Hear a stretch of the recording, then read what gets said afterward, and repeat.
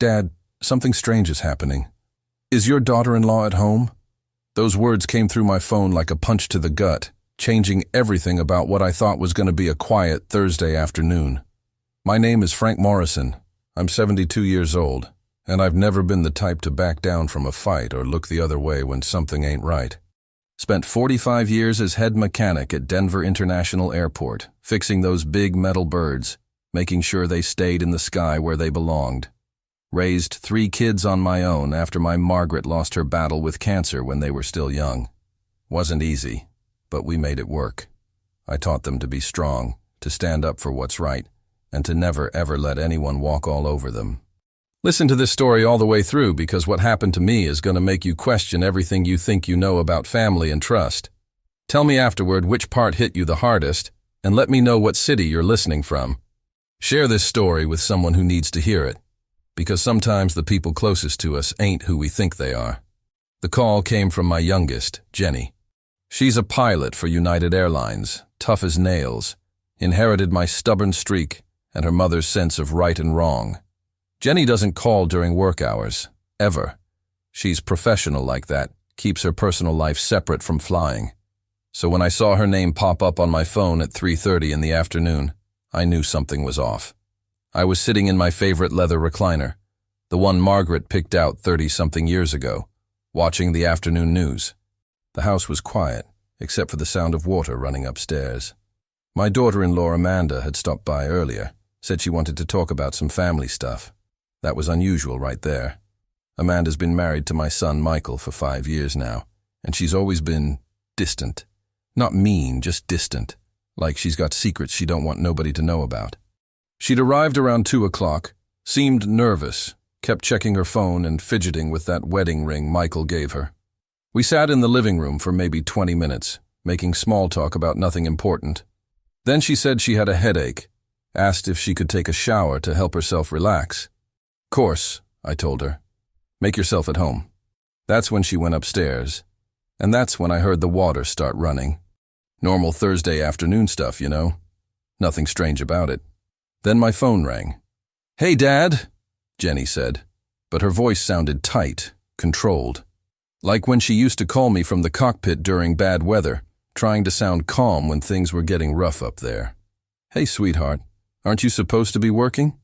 "I am working. I'm at the gate, Dad, getting ready for takeoff in about 30 minutes. I could hear the airport noise in the background. Announcements over the PA system, that constant hum of people moving around, luggage wheels rolling across the floor. All the sounds I knew by heart from decades of working in that environment.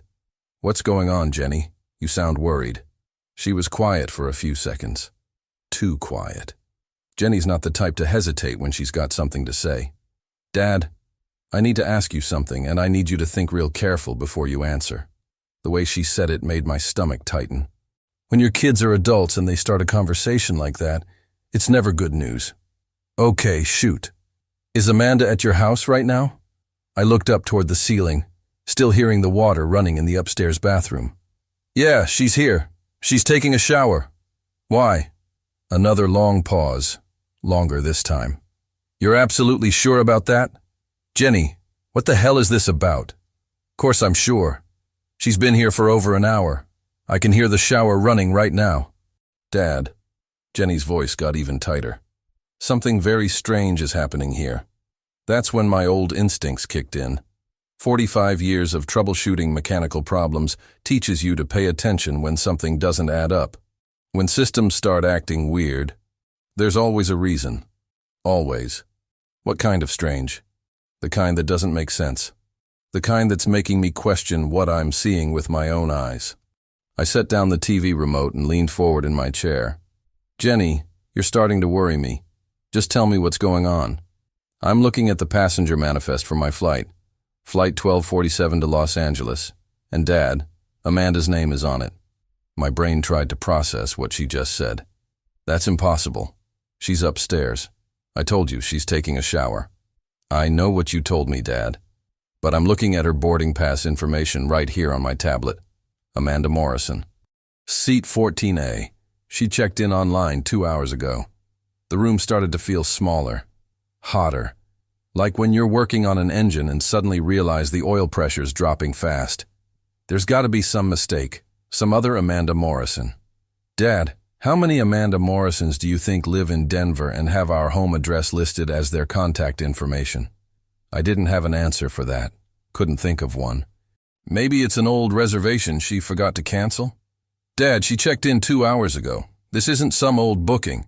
This is active. This is today. I stood up from my chair, the leather creaking as I moved. The water was still running upstairs. Had been running for, how long now? 15 minutes. 20. Jenny, there's got to be an explanation. People don't just what, Dad? Don't just be in 2 places at once. That's exactly what I was thinking. But hearing Jenny say it out loud made it sound even more impossible. Have you seen her? Actually seen her get on the plane? Not yet. But boarding starts in 10 minutes. Dad, I've got a bad feeling about this. A really bad feeling. I walked to the bottom of the stairs, looking up toward the 2nd floor. The water was definitely still running. Steady, consistent, like it had been since Amanda went upstairs. What do you want me to do, Jenny? I want you to go check on her. Right now. Make sure she's really there. She's there, sweetheart. I can hear the shower. Dad, please. Just go knock on the bathroom door. Talk to her. Make sure she answers. Something in Jenny's voice made me start climbing the stairs. Not panic, but something close to it. My daughter's been flying commercial jets for 8 years. She doesn't get rattled easy. If something was making her nervous enough to call me during work, I needed to take it seriously. Okay, I'm going upstairs now. Stay on the phone with me. Each step up those stairs felt heavier than the last. The water kept running, that same steady rhythm. Nothing different about it. Nothing that should have made me nervous, but I was nervous. Real nervous. I'm at the top of the stairs now. Good. Go to the bathroom door. I walked down the hallway, my footsteps muffled by the old carpet Margaret had insisted on keeping even after it started showing its age. The bathroom door was closed, steam coming out from underneath it. I'm at the door. Knock on it. I raised my hand to knock, then stopped. Something felt wrong. Can't explain what, but something felt very wrong. The water was running, but the house felt too quiet, too empty, like nobody else was there but me. I knocked on that bathroom door 3 times. Soft at first, then harder. Amanda? You okay in there, honey? Nothing. Just the sound of water hitting the shower floor, steady and rhythmic like it had been for the past 20 minutes. But no voice. No, I'm fine, Frank. Or, just give me a minute. Nothing at all. Dad? Jenny's voice came through the phone, tight with worry. Did she answer? No, she didn't answer. Try again. I knocked harder this time, loud enough that anyone inside would definitely hear it. Amanda, I need to talk to you for a second. Still nothing. My hand went to the doorknob almost on its own. In 45 years of marriage to Margaret, I'd learned to respect privacy, especially bathroom privacy. But something was wrong here. Real wrong. The kind of wrong that makes your gut twist up like a pretzel. I'm going to open the door, Jenny. Be careful, Dad. Careful of what? I thought. It's just my daughter-in-law taking a shower. But even as I thought it, I knew it wasn't that simple. Nothing about this day was simple anymore. I turned the handle slow, real slow. The door wasn't locked. Steam hit me in the face as I pushed it open, thick and hot like a sauna. Too much steam. Way too much steam for someone who'd only been in there 20 minutes. Amanda? I called out, stepping into all that fog. I'm coming in, okay? The shower was running full blast behind the frosted glass door. I could see a shape through the steam and water, but something about it looked wrong, too still, too perfectly still. I reached for the shower door handle, my heart hammering against my ribs like it was trying to break free. Dad, what's happening? Jenny's voice sounded far away through the phone. I'm about to find out. I pulled the shower door open. Empty. The shower was completely empty. Water cascading down from the shower head, hitting the white tile floor, swirling down the drain. But no Amanda. No person at all. Just water and steam and nothing else. I stood there for maybe 10 seconds, just staring at that empty shower, trying to make my brain understand what my eyes were seeing. The water was hot. Real hot.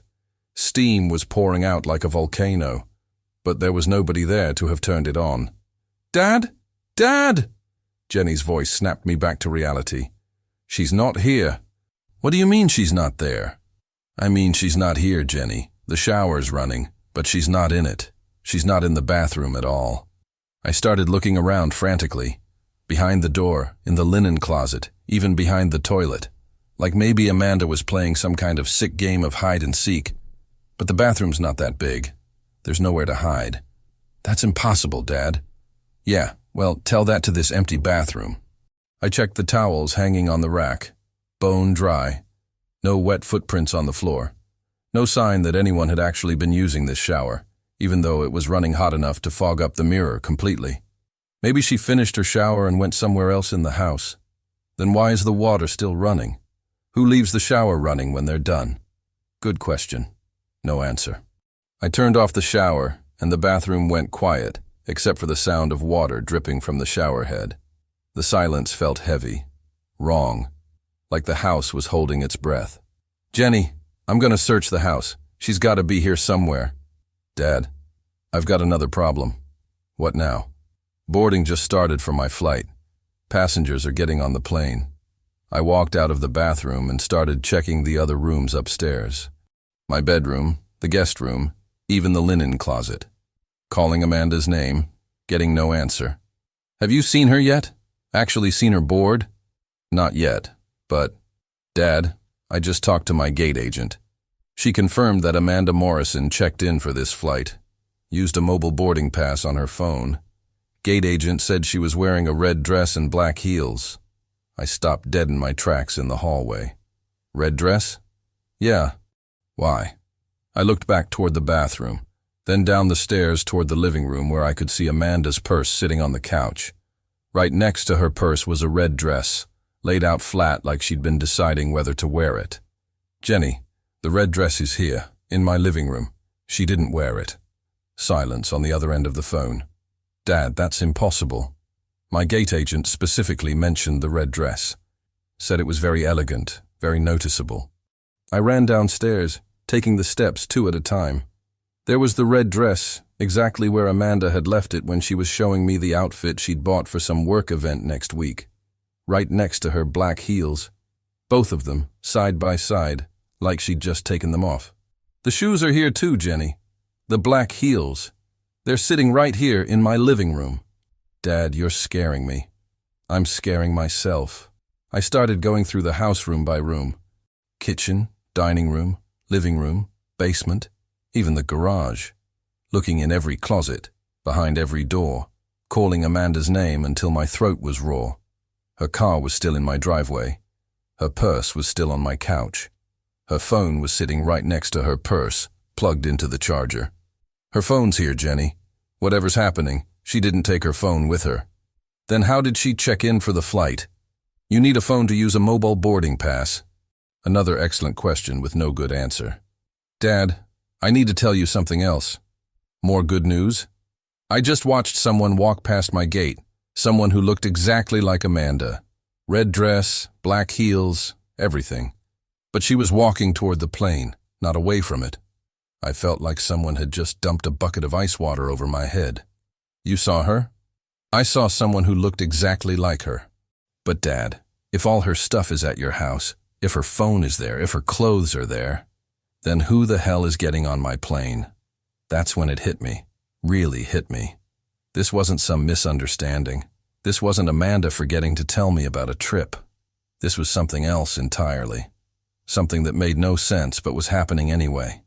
"Jenny, I want you to do something for me." "What?" "I want you to get a good look at whoever's claiming to be Amanda. A real good look. Study her face, her voice, everything. See if you can spot anything different." "Dad, what are you thinking?" "I'm thinking somebody's playing games with our family. And I'm thinking they picked the wrong family to mess with." I walked back to the living room and sat down in my chair, staring at Amanda's purse, her phone, her dress, her shoes. All the things that proved she'd been here. All the things that proved she couldn't be getting on a plane to Los Angeles. But Jenny had seen her. The gate agent had seen her. She was there. Somehow, Amanda Morrison was in two places at once. And that meant one of two things. Either I was losing my mind, or someone was running a con so sophisticated that it defied logic. I've been around long enough to know I ain't crazy, which meant someone was about to learn what happens when you try to fool Frank Morrison. Dad, she's walking toward my gate right now. Jenny's voice came through the phone sharp and clear, cutting through my thoughts like a blade. I was still sitting in my living room, staring at Amanda's belongings, scattered around like evidence at a crime scene. Can you get closer? Can you see her face clearly? I'm trying, but there's a crowd of passengers boarding. Wait, okay, she's about 20 feet away from me now. I gripped the phone tighter. What do you see? It's her, Dad. It's definitely her. Same height, same hair color, same way of walking. She's even carrying that little black purse she always uses. I looked over at the couch. Amanda's black purse was sitting right there, exactly where she'd left it when she went upstairs for her shower. Jenny, that's impossible. Her purse is here. Then she's got another one exactly like it. I stood up and walked over to Amanda's purse, picking it up with my free hand. Heavy, full of all the usual stuff women carry. Wallet, keys, makeup, receipts, everything you'd expect to find. Dad, she just handed her boarding pass to the gate agent. Can you hear her voice? I'm trying to get closer. Okay, I can hear her now. She's talking to the agent about her seat assignment. Does she sound like Amanda? Jenny was quiet for a few seconds. I could hear the background noise of the airport, people talking, luggage wheels rolling, flight announcements. Yes and no. What do you mean, yes and no? The voice is right. Same tone, same accent, but there's something off about how she's talking, like she's being extra careful with her words, like she's thinking too hard about what to say. That made my blood run cold. Amanda never thought too hard about what to say. If anything, she usually spoke without thinking enough. Is she looking around? Acting nervous? Actually, yeah. She keeps glancing around like she's looking for someone, or like she's worried someone might recognize her. Jenny, I need you to do something for me. Something important. What? I need you to approach her. Talk to her directly. See how she reacts when she sees you. Dad, I can't just... Yes, you can. You're her sister-in-law. It's perfectly normal for you to say hello if you see her at the airport. Jenny hesitated. What if she recognizes me and everything's normal? What if we're just being paranoid? Then we'll feel stupid and laugh about it later. But Jenny, my gut's telling me this ain't paranoia. This is something else. I heard Jenny take a deep breath. Okay, I'm walking over there now. Stay on the phone with me. I want to hear everything. All right, I'm about 10 feet away from her now. She's looking down at her phone. I'm going to... Amanda? I heard Jenny call out the name, and then there was a pause. A long pause. Dad, Jenny whispered into the phone. She just looked up at me, and I swear to God, for just a split second she looked like she'd seen a ghost. What do you mean? Like she was terrified. Genuinely terrified. But then she smiled real quick and said, "Hi, Jenny," like nothing was wrong. Is she coming over to talk to you? She's walking toward me now. Hang on. I heard muffled conversation through the phone. Jenny had obviously put it against her chest or in her pocket, but I could still make out voices. Two women talking, but I couldn't understand the words. After what felt like forever, Jenny's voice came back clear. Dad, we've got a problem. A big problem. What happened? I just spent 3 minutes talking to her and everything was normal. Too normal. She knew things she should know. Asked about your doctor's appointment last week. Mentioned that Michael's been working late on some project. Even asked about my flight schedule. So maybe it really is Amanda. Dad, here's the thing. She knew everything she should know, but she didn't know things she definitely should know. Like what? Like the fact that I'm flying this plane. I told her I was working today, and she said, "Oh, that's nice, have a good shift." She didn't ask which flight. Didn't seem to care that we were at the same gate. Amanda always asks about my routes. Always wants to know where I'm flying to. That was true. Amanda had always been curious about Jenny's job, probably because it was more exciting than her own work in accounting. What else? She kept touching her wedding ring, but she was turning it the wrong way. Amanda always twists her ring clockwise when she's nervous. This woman was turning it counterclockwise. You notice things like that? Dad, I'm a pilot. I notice everything, and there's more. When I mentioned Michael, she called him Mike. Amanda never calls him Mike, ever. She thinks it sounds too casual. My mind was racing now. Someone who knew enough about our family to fool most people, but not enough to fool someone paying close attention. Where is she now? She just boarded the plane. She's in her seat. Jenny, listen to me very carefully. Do not let that plane take off. Dad, I can't ground a commercial flight because someone turned their wedding ring the wrong way. You can if you suspect a security threat. Is that what this is? I don't know what this is yet, but someone who looks exactly like Amanda knows things only Amanda would know, but ain't actually Amanda. That's not normal, Jenny. That's dangerous. I was pacing around my living room now, my mind working through the possibilities. Identity theft? Some kind of elaborate scam? But why? What could anyone gain from impersonating Amanda on a flight to Los Angeles? Dad, there's something else. What now? I just checked the passenger manifest again. Amanda Morrison's ticket was purchased yesterday. Yesterday, Dad, with a credit card registered to an address in Los Angeles. Amanda doesn't have any connection to Los Angeles. That's what I thought. But according to this system, she's been flying back and forth between Denver and LA for the past 6 months. Regular trips, always the same route. My blood went cold. 6 months? Every few weeks. Sometimes staying for just a day, sometimes for a whole week. Amanda's never mentioned any trips to Los Angeles. Never. Dad, either your daughter-in-law has been living a double life for 6 months, or someone's been using her identity to travel back and forth across the country. I sank back into my chair, my head spinning. 6 months of secret trips. A woman on a plane who looked like Amanda, but wasn't quite Amanda. An empty shower running in my bathroom upstairs. Jenny, has the plane started boarding everyone yet? We're about halfway through. Maybe 10 more minutes before we're ready to push back. I need those 10 minutes. What are you going to do? I'm going to call Michael. Right now. I need to know where he thinks his wife is. Dad, what if... What if what? What if Michael's in on it? What if he knows about these trips? I hadn't thought of that. Didn't want to think of that. But Jenny was right to ask. If Amanda had been making secret trips for 6 months, and Michael didn't know about it, then someone was playing a very long, very elaborate game with our family. And if Michael did know about it, then my own son had been lying to me for half a year. Only one way to find out, I said, already dialing Michael's number. The phone rang twice before he picked up. Hey, Dad. What's up? Michael, I need you to tell me where Amanda is right now. Amanda. She's at your house, isn't she?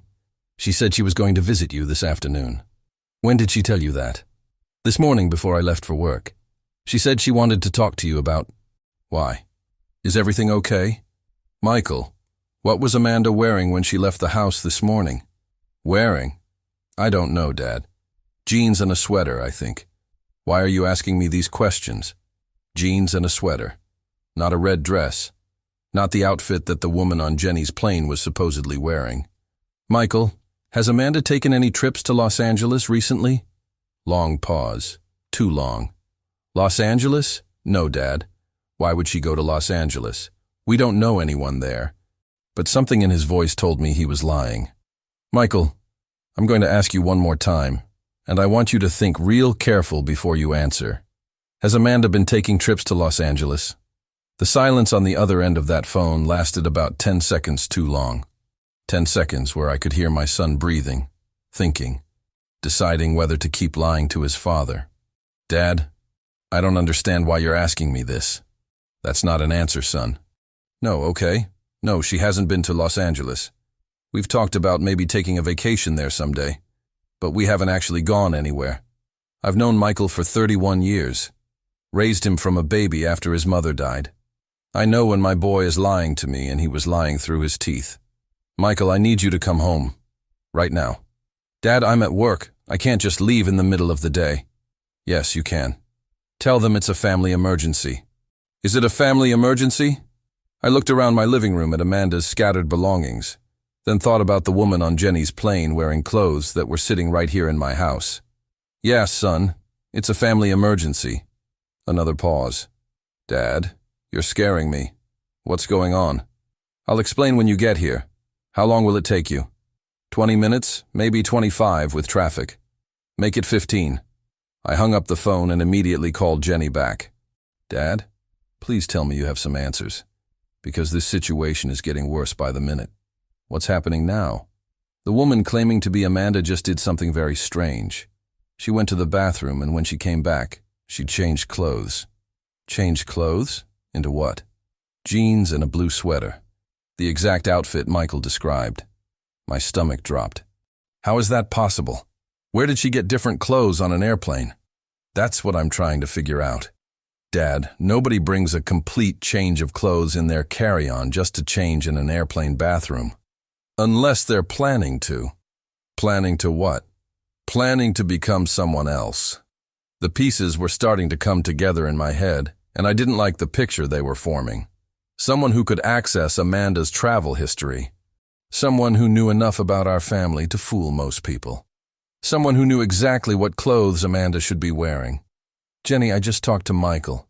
He lied to me about the Los Angeles trips. He what? He knows about them. He knows.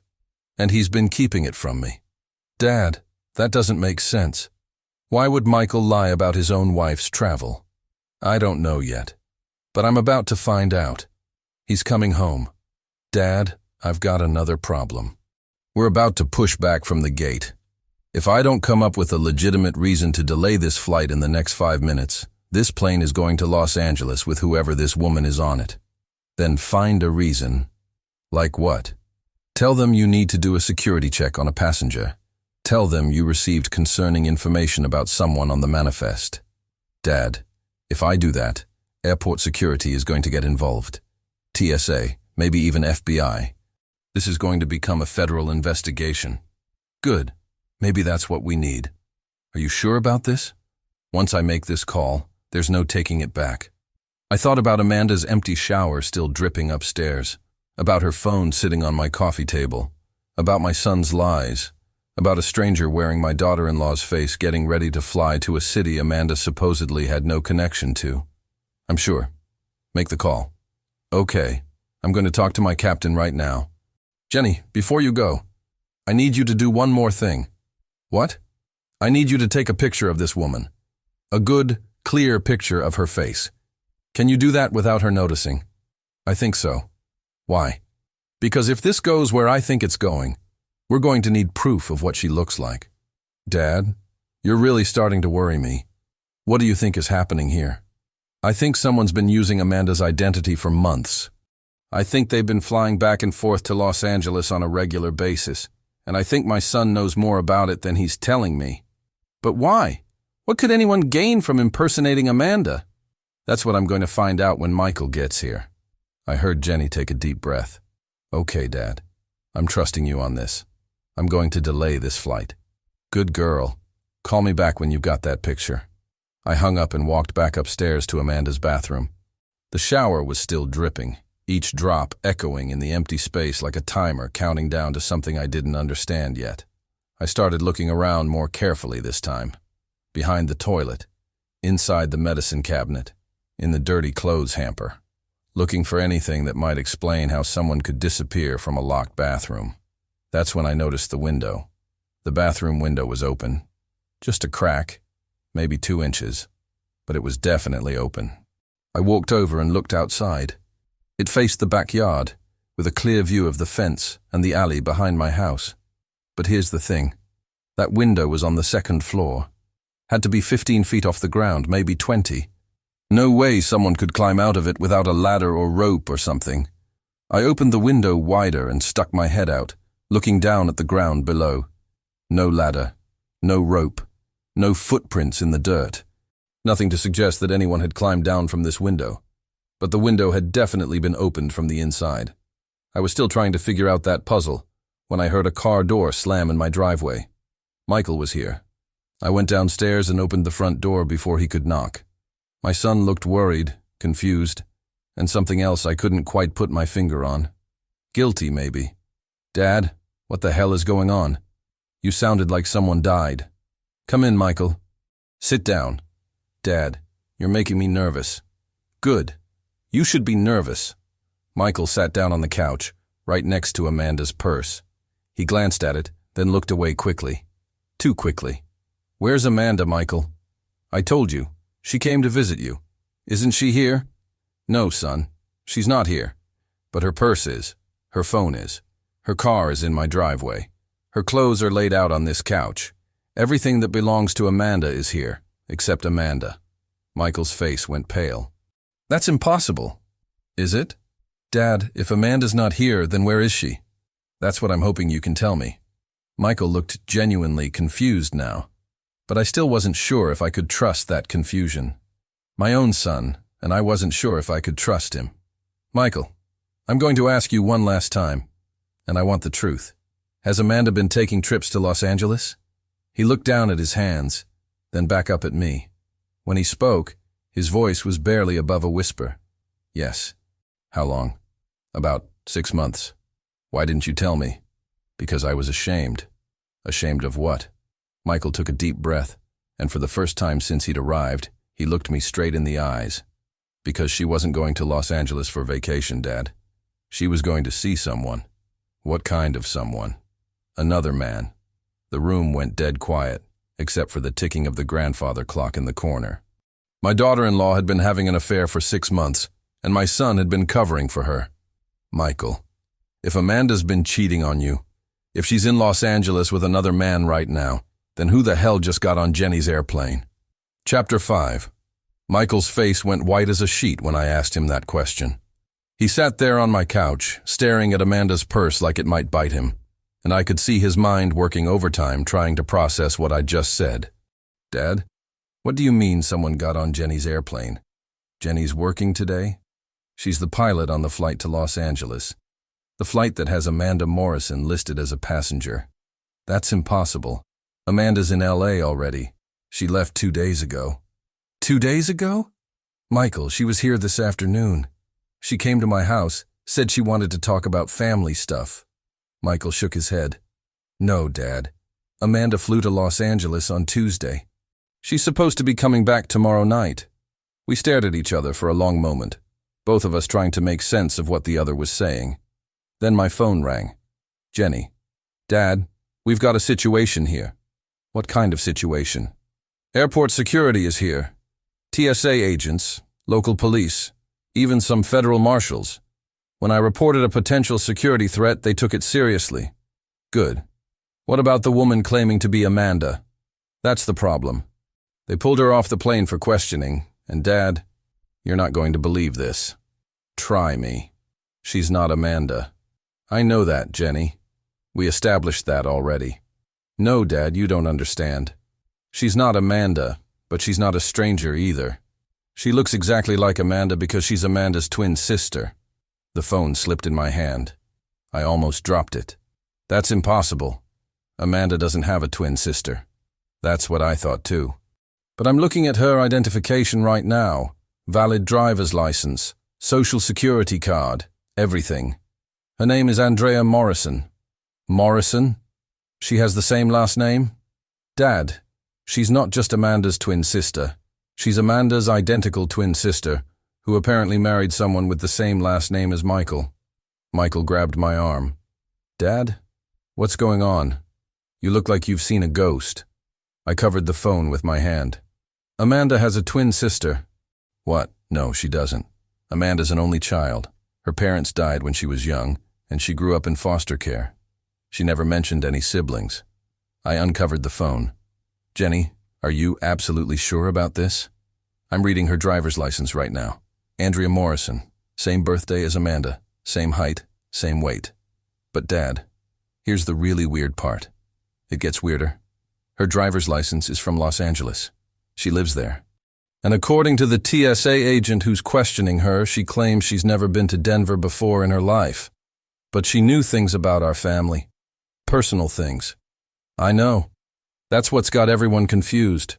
She knows details about Michael's job, about your doctor's appointment, about my flight schedule, but she swears she's never met any of us. I felt like my brain was going to explode. Jenny, can you put me on speaker? I want Michael to hear this. Hang on. I heard some muffled conversation. Then Jenny's voice came back clearer. Okay, Dad. You're on speaker with Agent Rodriguez from TSA and Agent Chen from the FBI. FBI? Identity theft is a federal crime, Mr. Morrison, a man's voice said. I'm Agent Rodriguez. We need to ask you some questions about your daughter-in-law. Ask away. Has Amanda Morrison ever mentioned having a sister? Never. Michael, tell them. Michael leaned toward the phone. Amanda told me she was an only child. Her parents died in a car accident when she was 16, and she aged out of foster care at 18. She said she had no family left. Mr. Morrison, a woman's voice said. Agent Chen, I assumed. We've run both women's social security numbers through our database. They were both issued in California, but to different addresses. Amanda's was issued in San Francisco, Andrea's in Los Angeles. So they really are different people? Yes, but here's what's interesting. According to our records, Amanda Morrison moved to Denver 5 years ago, right around the time she would have met your son. But there's no record of her living anywhere before that. Michael's voice got tight. What do you mean, no record? I mean no employment history, no credit history, no school records, nothing. It's like Amanda Morrison didn't exist before she moved to Denver. The room started spinning. I sat down heavily in my chair. Agent Chen, I said. What about Andrea? Does she have a history? Extensive. Born in Los Angeles, grew up there, went to UCLA, works as a graphic designer. She has a complete life history going back to childhood. So Amanda's the one who's been living under a false identity?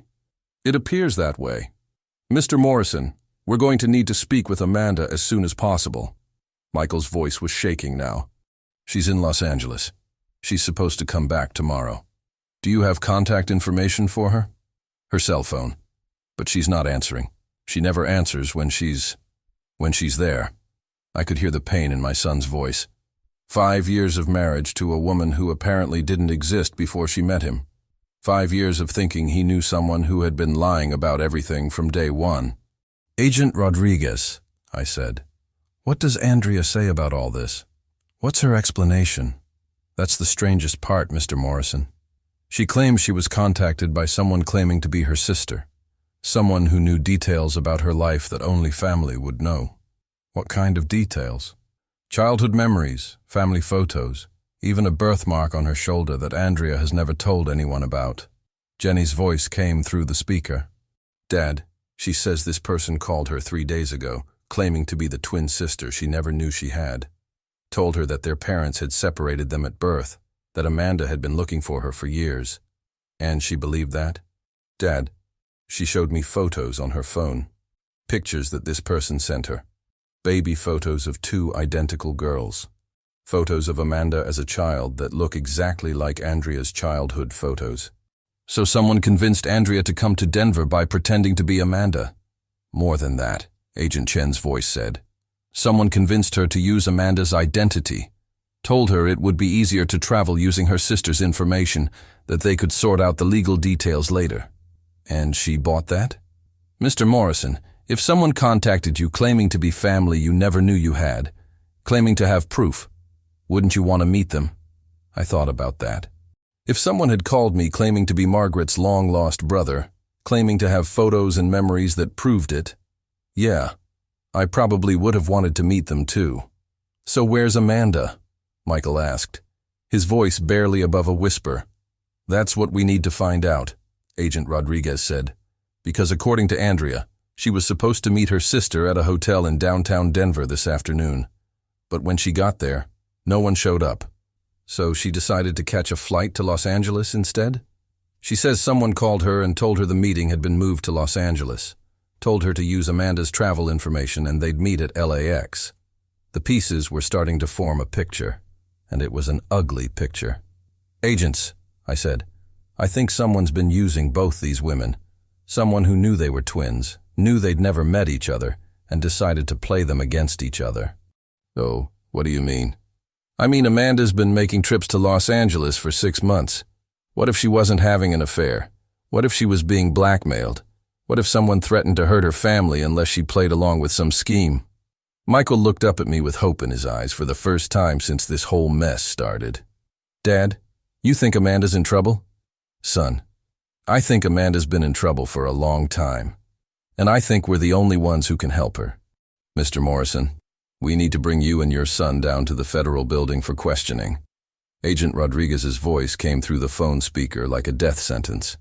Michael's face went even paler, if that was possible. Are we under arrest? I asked. No, sir. But we need to understand exactly what's been happening with your family over the past 6 months. There are patterns here that suggest a much larger operation. What kind of patterns? The kind that usually involve organized crime, Mr. Morrison. Identity theft, interstate fraud, possible human trafficking. This isn't some random scam. Michael grabbed my arm. Dad, what if Amanda's already dead? Don't think like that, son. We don't know anything yet. Agent Chen's voice came back on the line. Mr. Morrison, we've been analyzing Amanda's travel records while we've been talking. The trips to Los Angeles weren't random. They happened every time your son received a large project bonus at work. Michael's head snapped up. How do you know about my bonuses? Because someone's been monitoring your bank accounts, Mr. Morrison. Every time a significant deposit appeared, Amanda would take a trip to Los Angeles within 48 hours. I felt like someone had punched me in the gut. You're saying someone's been watching Michael's finances?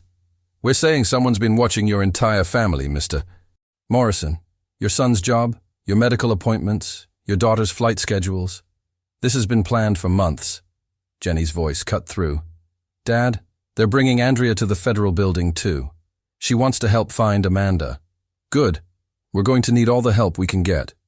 Agent Rodriguez spoke up again. Mr. Morrison, before you come down here, we need you to do something. What? We need you to go through Amanda's belongings very carefully. Look for anything that might tell us who's behind this. Letters, emails, phone numbers, anything. Already on it. I was walking upstairs as I spoke, heading back to the bathroom where this whole nightmare started. Dad, Michael called after me. What are you looking for? Answers, son. There's got to be something we missed. I went into the bathroom and started looking more carefully at everything. The open window, the medicine cabinet, even the space behind the toilet. That's when I noticed something I'd missed before. There was a small piece of paper stuck behind the toilet tank. Looked like it had been hidden there deliberately. Found something, I called down to Michael. What is it? I unfolded the paper. It was a note, written in Amanda's handwriting. It's a note from Amanda. Michael came running upstairs, the phone still in his hand with the agents listening. What does it say? I read it out loud.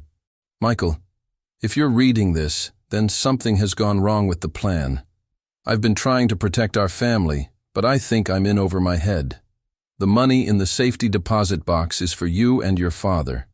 Box 247 at First National Bank. The key is taped under the bathroom sink. Tell Frank I'm sorry I lied to him.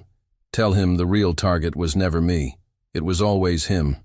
The phone went dead quiet. The real target was me, I said. Agent Rodriguez's voice came back urgent. Mr. Morrison, we need you to get that safety deposit box key right now. I got down on my hands and knees and felt around under the bathroom sink. Sure enough, there was a small key taped to the back of the pipe. Got it. We're sending agents to the bank immediately. Do not go there yourselves. Like hell I won't. If someone's been targeting my family for months, I want to know why. Mr. Morrison, these people have already kidnapped your daughter-in-law. We don't want them to hurt anyone else. Then you better move fast, Agent Rodriguez, because I'm not sitting around waiting while Amanda's in danger. I hung up the phone and headed for the stairs. Dad, wait. Michael caught up with me. What did she mean the real target was you? I don't know, son, but I'm going to find out. We drove to the bank in my old pickup truck, Michael's hands shaking as he held the safety deposit box key. I kept thinking about Amanda's note. She'd been trying to protect our family. From what? From who? The bank was only 10 minutes away, but it felt like the longest drive of my life. When we got there were already 2 black SUVs in the parking lot. FBI. Agent Rodriguez met us at the entrance. He was younger than I'd expected, maybe 40, with the kind of serious face that said he'd seen too much bad stuff in his career. Mr. Morrison, we appreciate you coming here, but we really should handle this ourselves.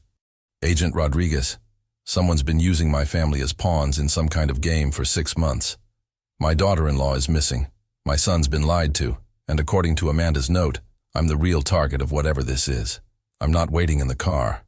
Agent Rodriguez looked at me for a long moment, then nodded. All right, but you follow our lead, understand? Understood. Inside the bank, we were escorted to the safety deposit box room. The manager, a nervous little man in a suit that was too big for him, kept asking if everything was all right. Just open the box, please, Agent Rodriguez told him. Box 247 was near the bottom of the wall. The manager inserted his key. I inserted Amanda's key and the box slid out. Inside was a thick manila envelope and about $10,000 in cash. Agent Rodriguez put on gloves and carefully opened the envelope. Inside were photographs, documents, and what looked like a letter. Mr. Morrison, Agent Rodriguez said, his voice tight, I need you to look at these photos and tell me if you recognize anyone. He spread out 5 photographs on the table, black and white surveillance photos that looked like they'd been taken with a long-range camera. The first photo showed me walking out of my house. The second showed me at the grocery store. The third showed me at my doctor's office. The fourth showed me at the airport, talking to Jenny before one of her flights. The fifth photo made my blood run cold. It showed me and Michael having lunch at a diner downtown, but what made it terrifying was that it had been taken 3 years ago. I remembered that lunch. It was right after Michael got promoted at work. Someone's been watching me for 3 years, I said. At least 3 years, Agent Rodriguez confirmed. Mr. Morrison, what did you do for a living before you retired? I was a mechanic at the airport. Worked on commercial aircraft. What kind of access did that give you? Full access. I had security clearance to work on any plane that came through Denver International. Agent Rodriguez and Agent Chen exchanged looks. Mr. Morrison, Agent Chen said, did you ever work on any unusual aircraft? Government planes, private jets belonging to high-profile individuals? Sure, part of the job. We serviced everything from Air Force One to celebrity private jets. Do you remember working on any planes that might have carried sensitive cargo? Or VIP passengers who might have enemies? I thought back through 45 years of aircraft maintenance, thousands of planes, hundreds of VIP flights. Agent Chen, I worked on planes carrying senators, celebrities, foreign dignitaries, even a few mob guys who were being transported by federal marshals. You're going to have to be more specific. Agent Rodriguez picked up the letter from the envelope and started reading. Mr. Morrison, according to this letter from Amanda, someone approached her 6 months ago with photos of your family. Photos of you, Michael, Jenny, even your late wife's grave. They told her that you had unknowingly helped them with something 3 years ago, and now they needed to collect on that favor. What kind of favor? They told her that you had access to a plane that carried something very valuable, something that went missing during a routine maintenance check. My stomach dropped. What kind of something? Agent Rodriguez looked at me grimly.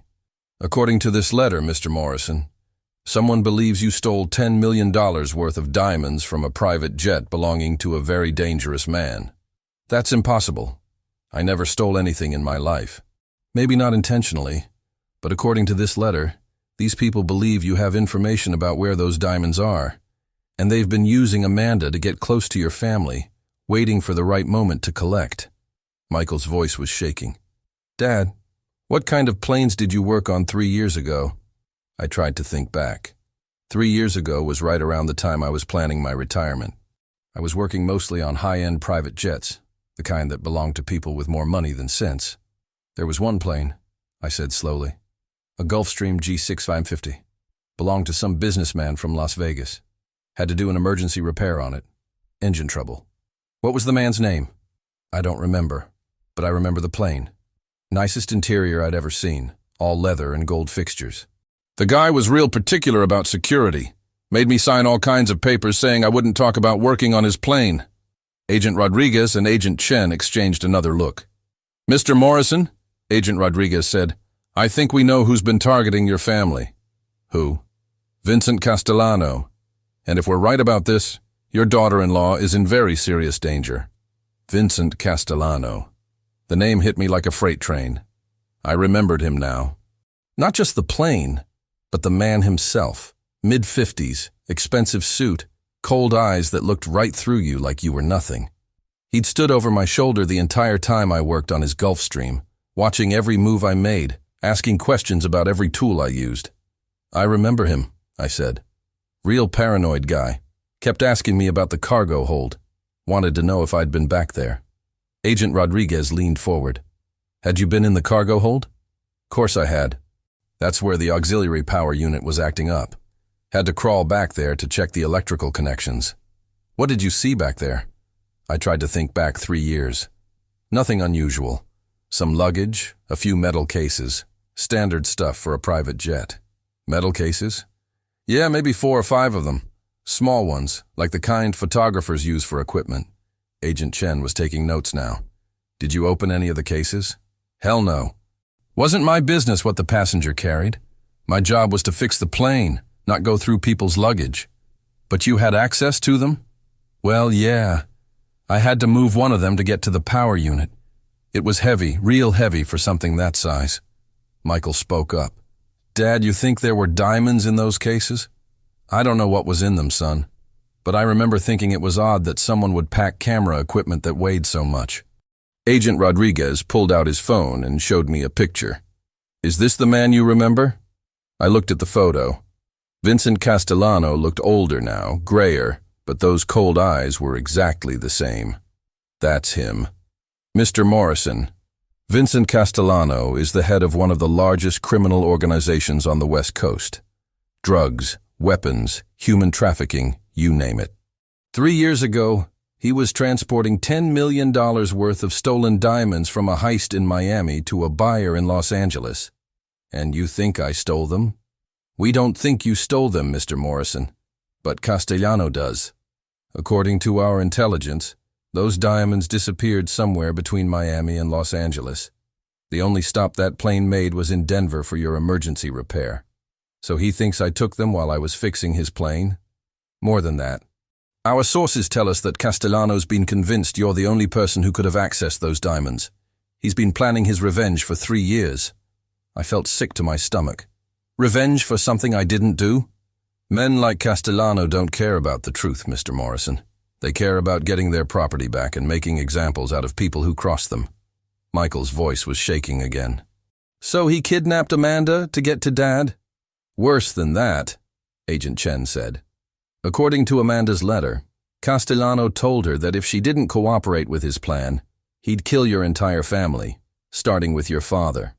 The room went dead quiet. I could hear my heart beating in my ears. What exactly was his plan? I asked. Agent Rodriguez pulled another document from the envelope.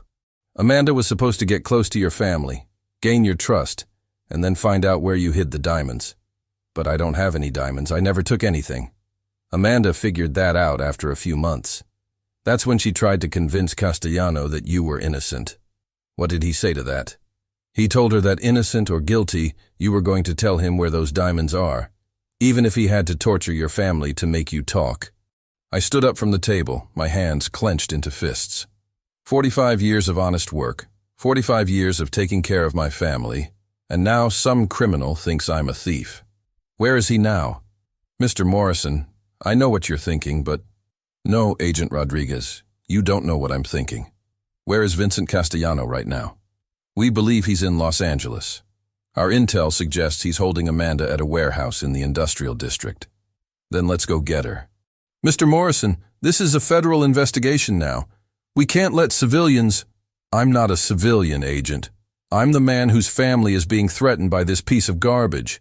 I'm the man who supposedly knows where his diamonds are. And I'm the only leverage you've got to get Amanda back alive. Agent Chen looked at Agent Rodriguez, then back at me. What do you mean? I mean, Castellano wants to talk to me, right? Wants to find out where I hid his precious diamonds? Well, let's give him what he wants. You want to use yourself as bait? I want to end this, today. My daughter-in-law has been living in fear for 6 months. My son's been lied to. My family's been threatened. And some criminal thinks he can use us like pawns in his game. I've had enough. Michael grabbed my arm. Dad, that's too dangerous. Son, I didn't survive 45 years working on aircraft and raise 3 kids by playing it safe. Sometimes you've got to take risks to protect the people you love. But what if he kills you? Then at least Amanda will be safe. At least you and Jenny will be safe. Agent Rodriguez shook his head. Mr. Morrison, we can't authorize a civilian to walk into a hostage situation with a known killer. Then don't authorize it. But don't try to stop me either. My phone rang. Jenny. Dad, where are you? I've been trying to reach you for an hour. I'm at the bank with the FBI, sweetheart. We found out what's been happening to Amanda. Is she okay? I looked at the agents, then at Michael. We don't know yet, but we're going to find out. Dad, there's something else. Andrea wants to help. She says she has an idea. What kind of idea? She thinks we can use the fact that she and Amanda are identical twins. She wants to trade places with Amanda. Agent Rodriguez was shaking his head before Jenny even finished talking. Absolutely not. We're not putting another civilian at risk. Wait, I said. That might actually work. Dad, no, Michael said. It's too dangerous. Think about it, son. Castellano's been dealing with Amanda for 6 months. He thinks he knows her, thinks he controls her. But what if suddenly Amanda starts acting different? What if she starts fighting back? Agent Chen was listening now. You mean use Andrea to gather intelligence?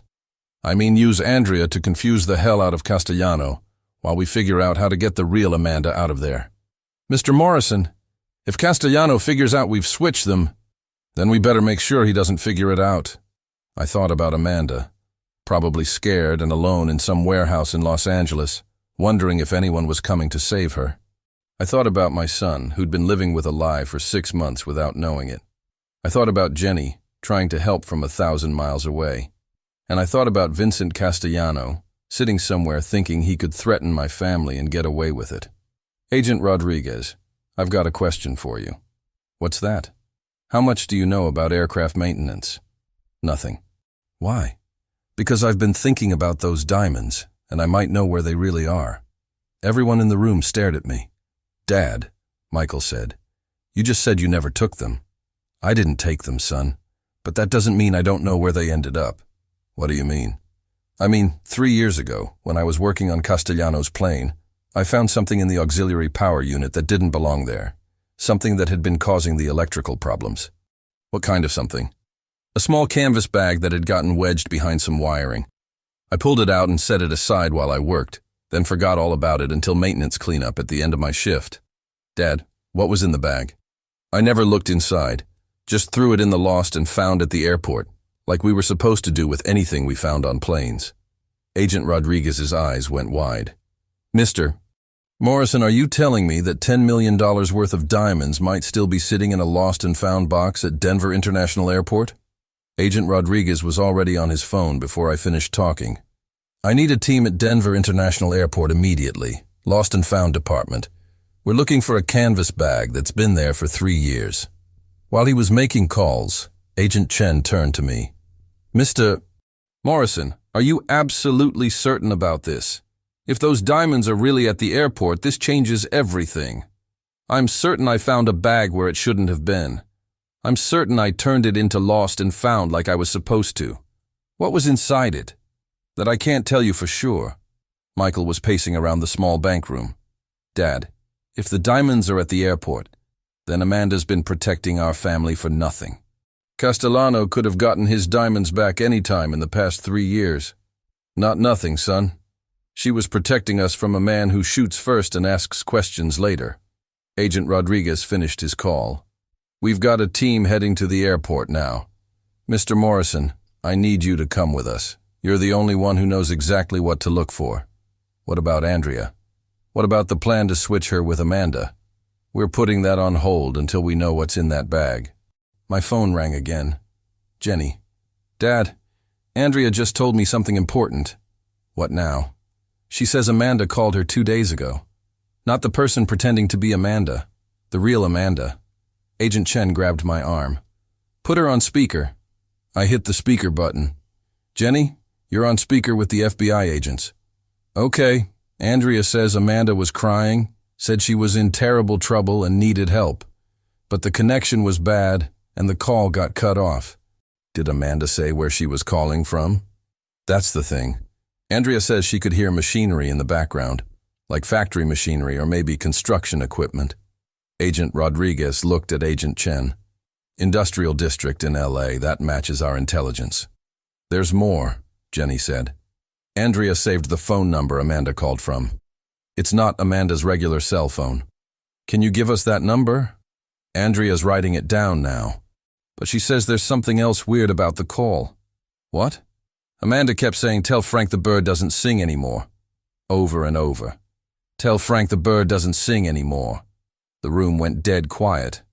I felt like I'd been hit by lightning. "Dad?" Michael said. "What does that mean?" I knew exactly what it meant. It was something Margaret used to say when I came home from work, frustrated about a broken aircraft. The bird doesn't sing anymore meant the plane was grounded, couldn't fly. But Amanda wouldn't know that phrase. Margaret had been dead for years before Amanda came into our family. "Agent Rodriguez, Amanda's trying to tell us something. That phrase, it's about aircraft. It means a plane that can't fly. What's the significance?" "I don't know yet. But Amanda wouldn't use that phrase unless it was important." We left the bank and drove to the airport in a convoy of FBI vehicles. On the way, Agent Chen got a call from the team that had arrived at the Lost and Found department. "They found it," she said after hanging up. "Canvas bag. Been there for exactly 3 years. Still tagged with the date you turned it in." "What's inside?" "They haven't opened it yet. Waiting for us to get there." When we arrived at the airport, they took us through security to the Lost and Found warehouse. It was bigger than I'd expected. Rows and rows of shelves filled with everything you could imagine. Luggage, electronics, clothing, even a few wheelchairs. The team leader, Agent Williams, met us at the entrance. "Mr. Morrison, we found the bag exactly where you said it would be. Canvas bag, turned in 3 years ago, tagged with your employee number." He led us to a table where a small, dirty canvas bag sat under bright lights. It looked exactly like what I remembered pulling out of Castellano's plane. "Agent Rodriguez, you want to do the honors?" Agent Williams asked. Agent Rodriguez put on gloves and carefully opened the bag. Inside was a black velvet pouch, about the size of a softball. He opened the pouch and poured the contents onto the table.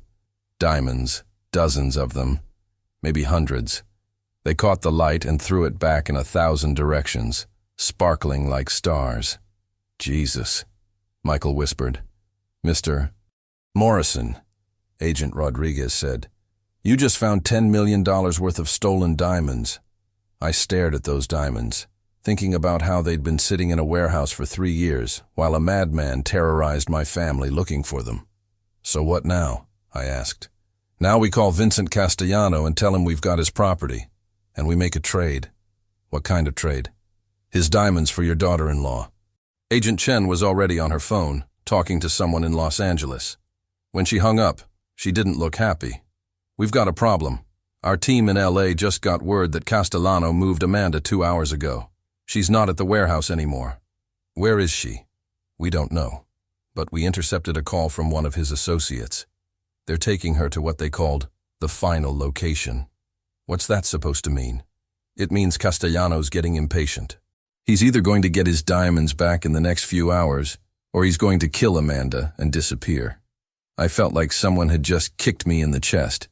We'd found the diamonds, but we might be too late to save Amanda. "There's got to be something we can do." Agent Rodriguez was quiet for a moment, thinking. "Actually, there might be.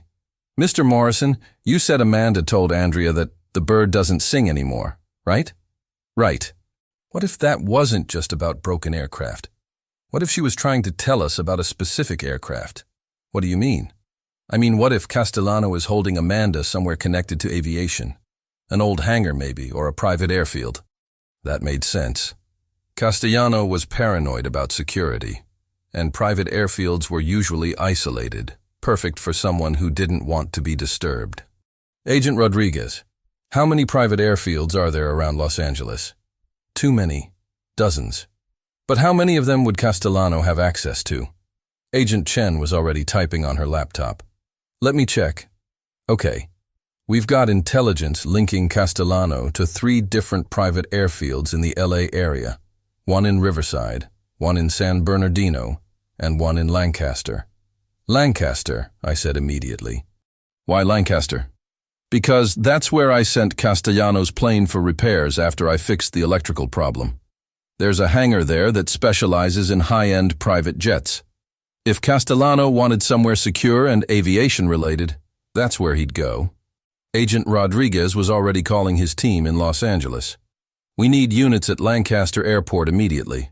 Private hangar, probably registered to a shell company. While he was talking, my phone rang.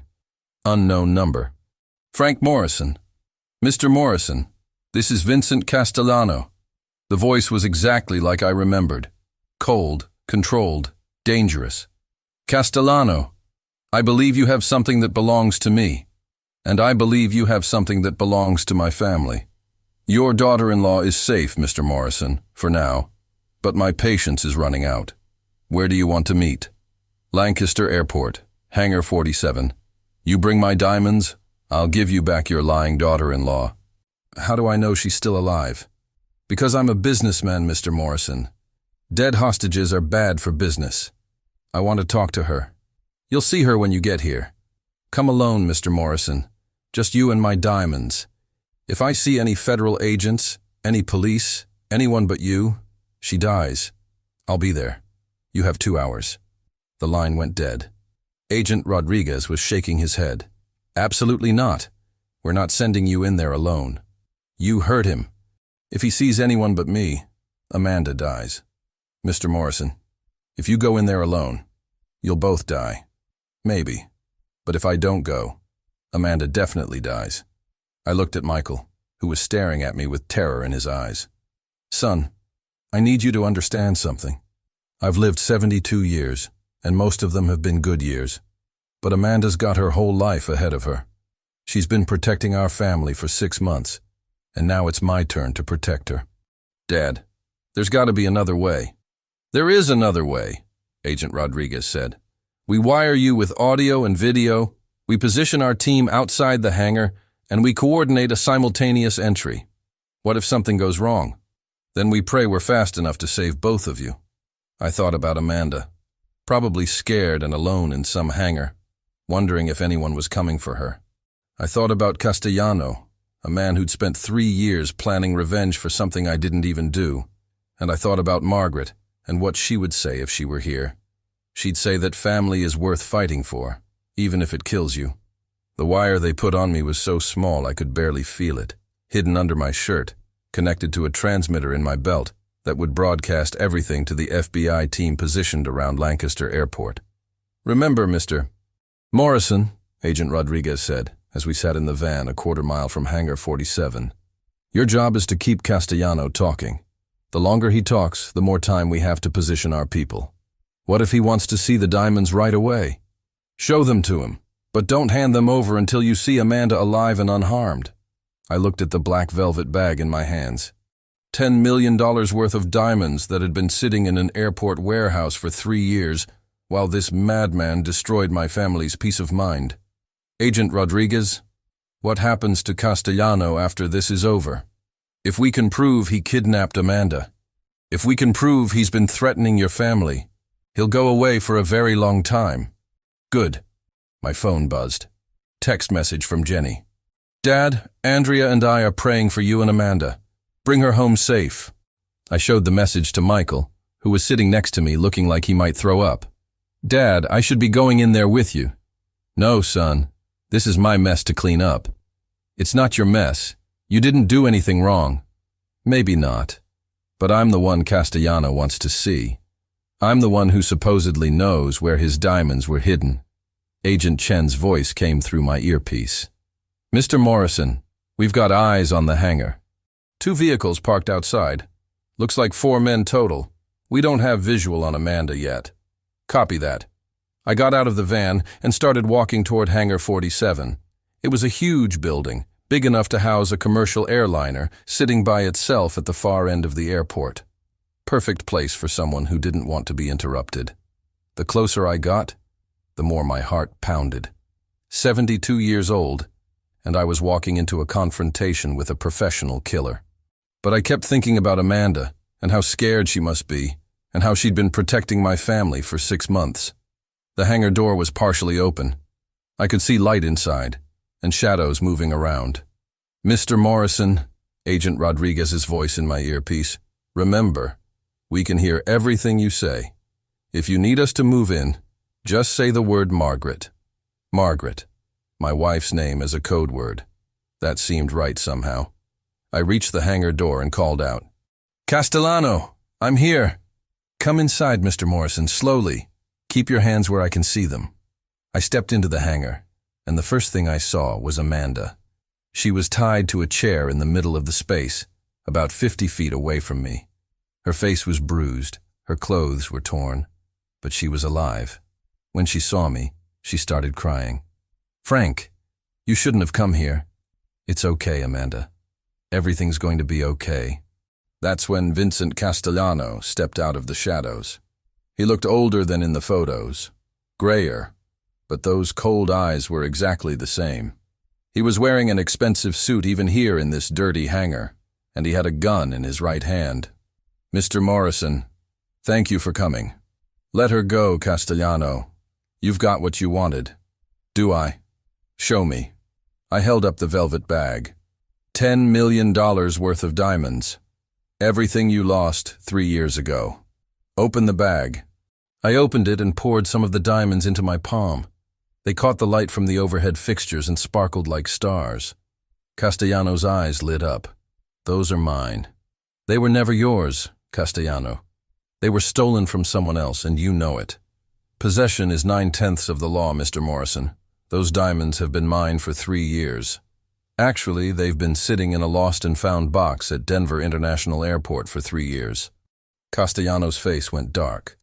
"What did you say?" "I said I never stole your diamonds. I found a bag that was causing electrical problems in your plane, and I turned it into lost and found like I was supposed to. They've been sitting there ever since." "You're lying." "Why would I lie? You've got a gun pointed at me and my daughter-in-law tied to a chair. What would be the point of lying now?" Castellano was quiet for a moment, processing what I'd told him. "You mean to tell me that I've spent 3 years, spent hundreds of thousands of dollars tracking down you and your family, and my diamonds were sitting in an airport warehouse the whole time?" "That's exactly what I'm telling you." "And you never knew what was in that bag?" "I never looked. Wasn't my business." Castellano started laughing. Not a happy laugh, but the kind of laugh that comes from someone who's realized they've made a terrible mistake. "Mr.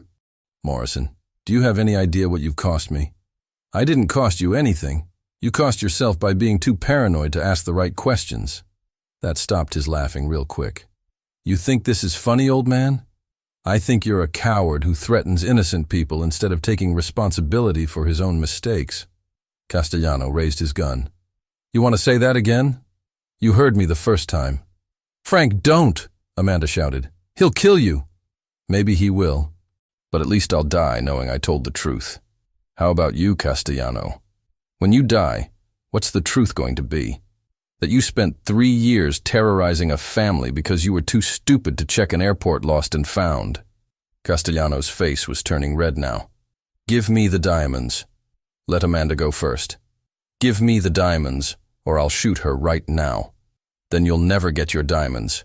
You kill her, you kill me, and those diamonds disappear forever." We stared at each other for what felt like hours, but was probably only seconds. Finally, Castellano nodded to one of his men. "Untie her." The man walked over and started untying Amanda's ropes. "Frank," Amanda said as soon as her hands were free, "I'm so sorry. I never wanted any of this to happen." "I know, sweetheart. You were trying to protect us. I was so scared. He said he'd kill all of you if I didn't help him. You did the right thing, Amanda." Castellano was getting impatient. "Enough. Give me the diamonds." I held out the bag. "Come get them. Bring them to me." "No, you want them. You come get them." Castellano looked frustrated, but he started walking toward me, his gun still pointed at my chest. When he was about 10 feet away, I said, "You know, Castellano, there's one thing I don't understand." "What's that?" "Why didn't you just ask me about the diamonds 3 years ago? Why all this elaborate scheme with Amanda? Because men like you don't talk unless they're motivated. Men like me? You don't know anything about men like me." I know you're about to die. That's when I said the code word. Margaret would have been proud of Amanda for protecting her family. The hangar exploded with FBI agents. They came through the doors, through the windows, down from the rafters. Within seconds, Castellano and his men were surrounded by agents with automatic weapons. "Drop your weapons! FBI!" Castellano spun around, trying to figure out where to aim his gun. That's when I tackled him. At 72 years old, I probably shouldn't have been tackling anyone. But 45 years of manual labor had kept me strong, and 45 years of protecting my family had kept me motivated. We hit the concrete floor hard, and Castellano's gun went flying. I heard it skitter across the floor somewhere behind me. "You son of a bitch!" Castellano was trying to throw punches, but I had him pinned. "This is for my family," I said, and hit him as hard as I could. By the time the FBI agents reached us, Vincent Castellano was unconscious, and I was standing over him with my knuckles bleeding and a smile on my face. Amanda ran to me and threw her arms around my neck. "Frank, you saved my life." "No, sweetheart, you saved all our lives. You protected my family for 6 months, and I'm never going to forget that." Agent Rodriguez was shaking his head as he put handcuffs on Castellano. "Mr. Morrison, you were supposed to wait for us to move in."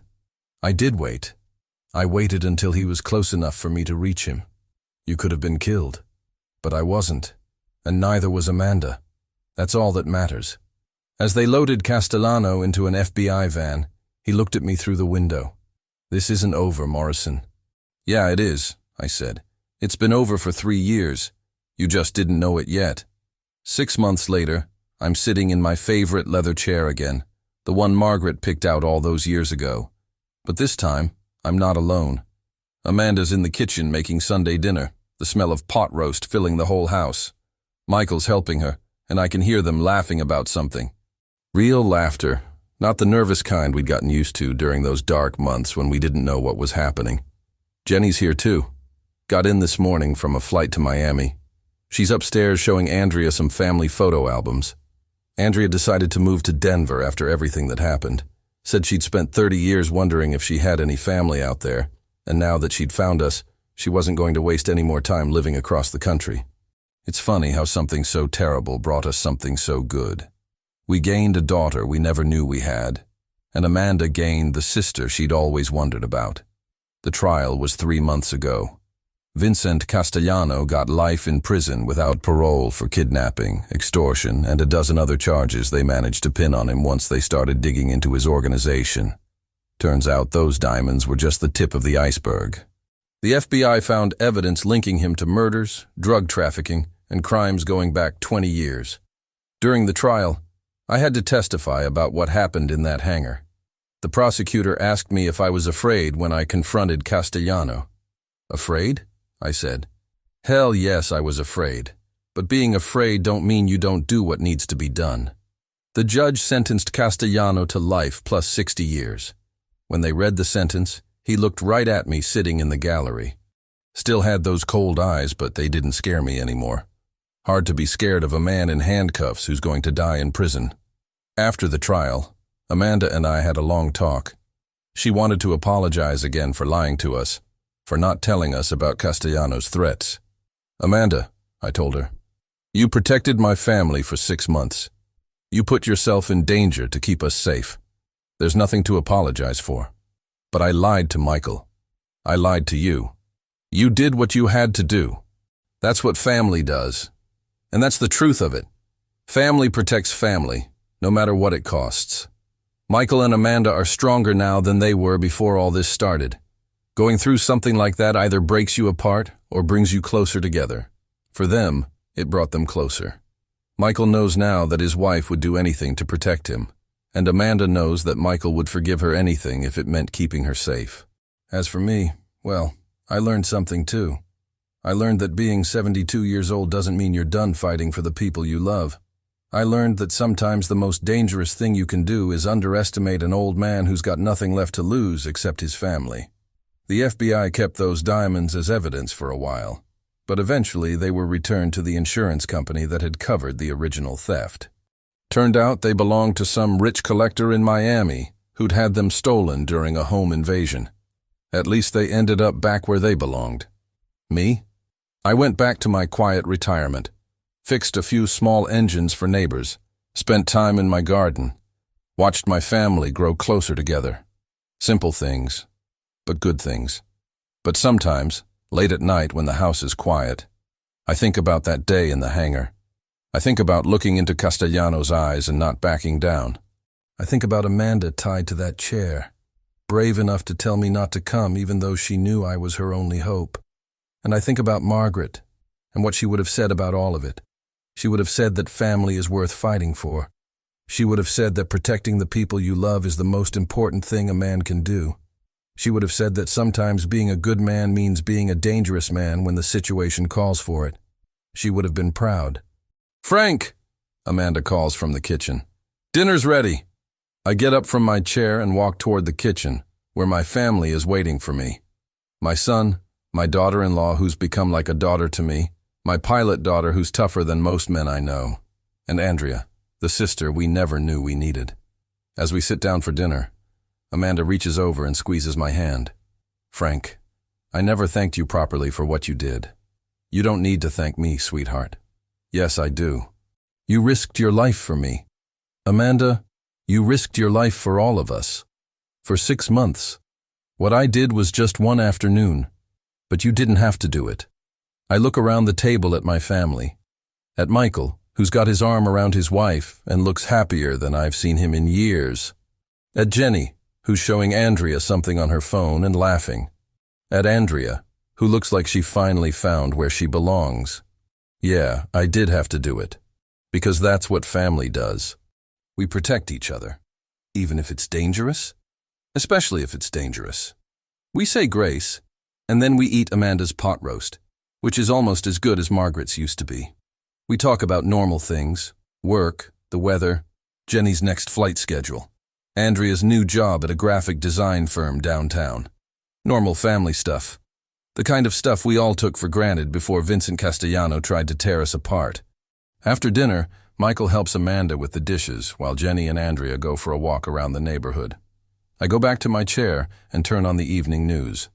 The lead story is about some political scandal in Washington. The second story is about a traffic accident on the interstate. Normal news about normal problems that normal people deal with every day. No mention of kidnapping or diamonds or criminal organizations threatening families. Just normal life, which is exactly how I like it. My phone buzzes. Text message from an unknown number. For a second, my heart stops, but then I read the message and I smile. "Mr. Morrison, this is Agent Rodriguez. Just wanted to let you know that we arrested 3 more members of Castellano's organization today. The last of them. Your family is completely safe now. Thank you for your help. You're a good man." I delete the message and lean back in my chair. Complete safety. No more looking over our shoulders. No more wondering if someone's watching us. No more threats. Just family and Sunday dinners and the kind of quiet life that most people take for granted but that I'll never take for granted again. Because now I know how precious it really is. And that's why, my son, I say, it's never too late to fight for what's right. It's never too late to protect the ones you love. And it's never too late to show the criminals of this world that they picked the wrong family to mess with. Now tell me, if you were in my place, what would you have done? And let me know, from what corner of this world are you listening to me? Because this story isn't just mine. It belongs to every man who understands that family comes first. Always.